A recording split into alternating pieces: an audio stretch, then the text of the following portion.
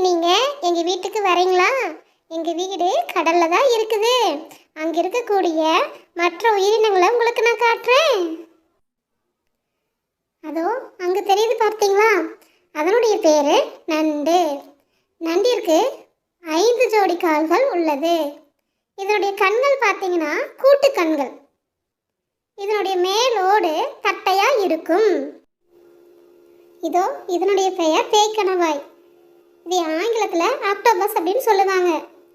இதுக்கு இதயம் பார்த்தீங்கன்னா 3 இதயம் இருக்கிறது. இதனுடைய ரத்தம் நீல நிறத்தில் இருக்கும். இது கண்ணு குருடுனாலுமே தோல் மூலியமா வெளிச்சத்தை பார்க்கும். இதனுடைய பெயர் கடல் குதிரை. இதனுடைய முகம் குதிரை மாதிரி இருக்கிறதுனால கடல் குதிரை அப்படின்னு சொல்றாங்க. இது மீன் இனங்களில் ஒன்று. இதனுடைய கண் மிகச் சிறியது. அதனால அதனுடைய கண்களை எந்த பக்கமும் திருப்பிக் கொள்ளும். இதனுடைய பெயர் கடலாமை.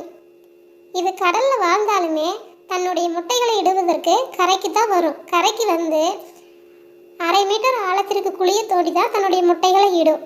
இது 150 வருடம் வரைக்கும் உயிர் வாழும்.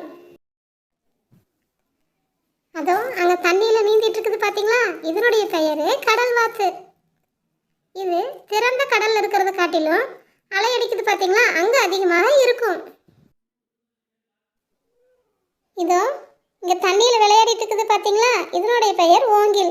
இதனை ஆங்கிலத்தில் டால்பின் அப்படின்னு சொல்லுவாங்க.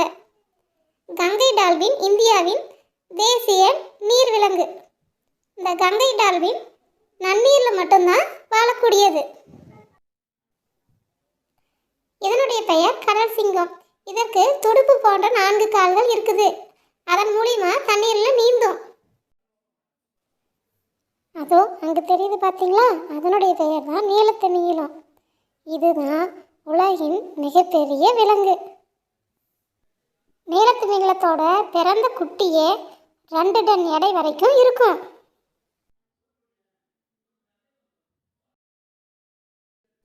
இதோ இதனுடைய பெயர் முதலை. இதோட பெயரு திருக்கை மீன். இதனுடைய வால் உடம்பை விட நீளமாக இருக்கும். இதோ இதனுடைய பெயர் பெண்குயின். கடலில் வாழக்கூடிய பறக்காத பறவை இது. இது தன்னுடைய வாழ்க்கையை பாதி நாள் நிலத்திலையும் பாதி நாள் கடல்லையும் கழிக்கிறது. ஹாய் ஃப்ரெண்ட்ஸ், கடலில் இருக்கிற உயிரினங்களை பற்றி தெரிந்து கொண்டீர்களா? உங்களுக்கு இந்த வீடியோ பிடிச்சிருந்தா லைக் பண்ணுங்கள், ஷேர் பண்ணுங்கள், மறக்காமல் சப்ஸ்கிரைப் பண்ணுங்கள்.